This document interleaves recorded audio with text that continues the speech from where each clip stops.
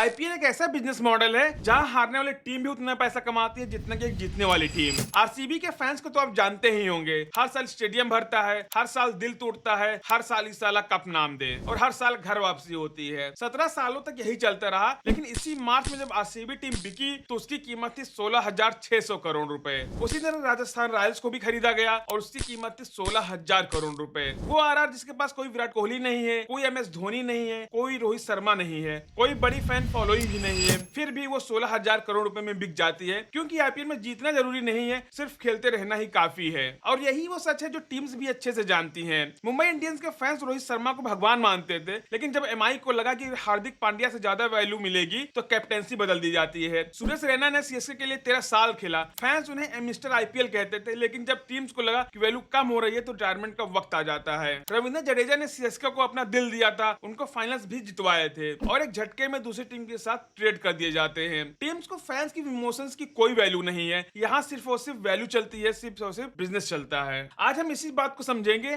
कि टीम्स हारने के बाद भी इतना पैसा कैसे कमाती हैं, इतने बड़े बड़े प्लेयर्स को कैसे अफोर्ड कर पाती हैं। अगर आप इस चैनल पर नए हैं तो चैनल को सब्सक्राइब जरूर कर लीजिएगा, वीडियो को लाइक जरूर कर दीजिएगा, ताकि आपको ऐसे ही आगे वीडियोस मिलती रहे। तो अब हम लोग बढ़ते हैं आगे की तरफ। आईपीएल की पूरी फाइनेंशियल स्ट्रक्चर को समझने के लिए सबसे पहले यह समझना होगा कि सेंट्रल रेवेन्यू पूल क्या होता है। इससे एक एग्जांपल से हम लोग समझते हैं। एक जॉइंट फैमिली है, परिवार का मुखिया यहाँ पे बीसीसीआई है, जो कि एक बड़ा बिजनेस चलाता है। उससे जो भी कमाई होती है उसका कुछ हिस्सा अपने पास रखता है और बाकी सभी को 10 अलग अलग मेंबर्स में बराबर बांट देता है। और यह बांटना तब भी तय होता है जब कोई मेंबर पूरे साल घर बैठा रहे। 2023 से 2027 के बीच आईपीएल ब्रॉडकास्ट साइकिल के लिए डिज्नी स्टार ने टीवी राइट्स खरीदे 23,575 करोड़ में और वायाकॉम 18 ने डिजिटल राइट्स लिए 20,500 करोड़ रुपए में। टोटल अगर हम लोग मिलाकर देखें तो ये होता है 48,390 करोड़ 5 सालों के लिए। इसे पर मैच में अगर तोड़ा जाए तो एक मैच की वैल्यू आती है 118 करोड़ रुपए, एक ओवर की वैल्यू 19 करोड़ रुपए और एक बॉल की वैल्यू 3.2 करोड़ रुपए। मतलब कि अगर कोई बैट्समैन एक बॉल खेलता है तो 3.2 करोड़ रुपए मिलते हैं यहाँ पे बीसीसीआई को।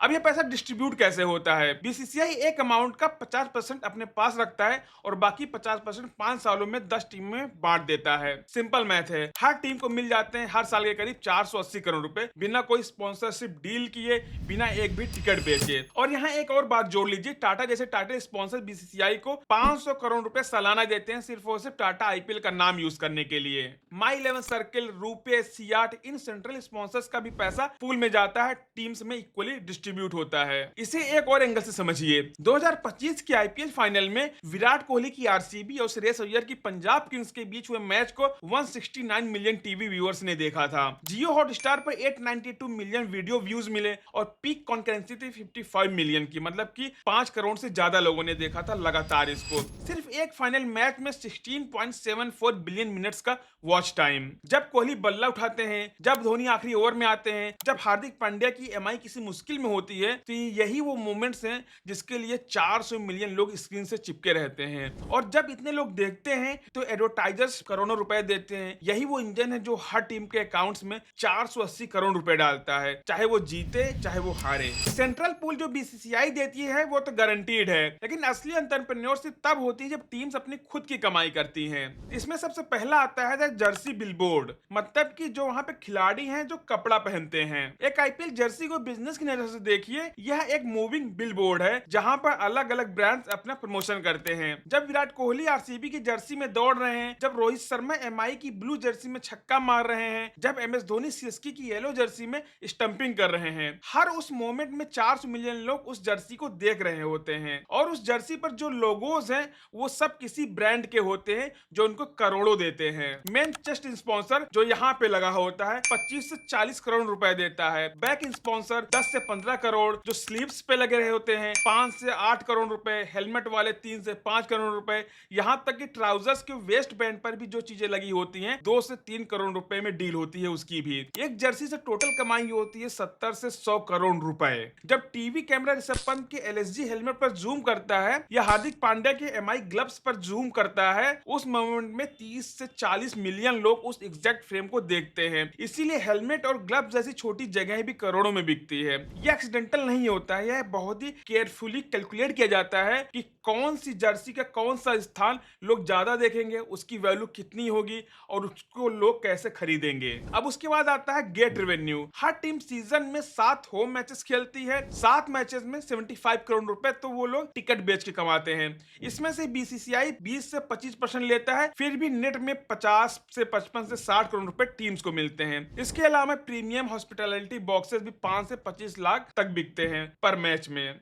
इस पैसे में बीसीसीआई का कोई शेयर नहीं होता है। स्टेडियम में खाने पीने का बिजनेस भी टीम का होता है। एक फैन एवरेज 400 रुपए खर्च करता है फूड पर। अगर 60,000 फैंस हैं और उसको 400 से गुणा किया जाए तो 2.4 करोड़ रुपए एक मैच में। 7 मैचेस में लगभग 17 करोड़ रुपए सिर्फ समोसे और कोल्ड ड्रिंक से आ जाते हैं। इसी तरीके से छोटे छोटे चीजें होती हैं जो इनके रेवेन्यू में ऐड होती चली जाती है, जो बाद में चल करके इसको बड़ा बना देती हैं। अब हम लोग इसका पूरा हिसाब करते हैं। एक एवरेज आईपीएल टीम की कमाई देखें तो सेंट्रल पूल से 480 करोड़ के लगभग, स्पॉन्सरशिप और जर्सी से लगभग 70 से 100 करोड़ रुपए, गेट रेवेन्यू से 40 से 60 करोड़ रुपए और इन स्टेडियम फूड से 15 से 20 करोड़ के आसपास। डिजिटल डील से 10 से 15 करोड़ रुपए की कमाई बनती है और टोटल की कमाई हो जाती है 600 से 700 करोड़ के बीच में। अब अगर हम लोग यहाँ पे खर्चों की बात करें तो प्लेयर्स की सैलरी लगभग 100 से 110 करोड़ रुपए के बीच में बैठती है। बीसीसीआई फ्रेंचाइजी फीस लेता है अपनी आईपीएल टीम को रजिस्टर और हर साल खिलवाने के लिए, जो कि पूरे रेवेन्यू का 20% होता है, यानी लगभग 120 से 140 करोड़ रुपए तो उसमें चले जाते हैं। फिर आता है प्लेयर्स का घूमना टहलना रहना खाना, और उसके लिए चार्टर्ड प्लेन्स और 5 स्टार होटल सारे बुक किए जाते हैं, तो इसके बीच में लगभग 40 से 60 करोड़ रुपए खर्च हो जाते हैं। अब इसके बाद आता है मार्केटिंग का पार्ट, जहां पे लोग टीम्स को जाने, प्लेयर्स को जाने कि उनके साथ कौन है, थोड़ा सा प्रमोशन किया जाए, तो उसमें लगभग 20 से 30 करोड़ रुपए खर्च हो जाते हैं। और अगर हम लोग इसको पूरा जोड़ें, जो टोटल खर्चा आता है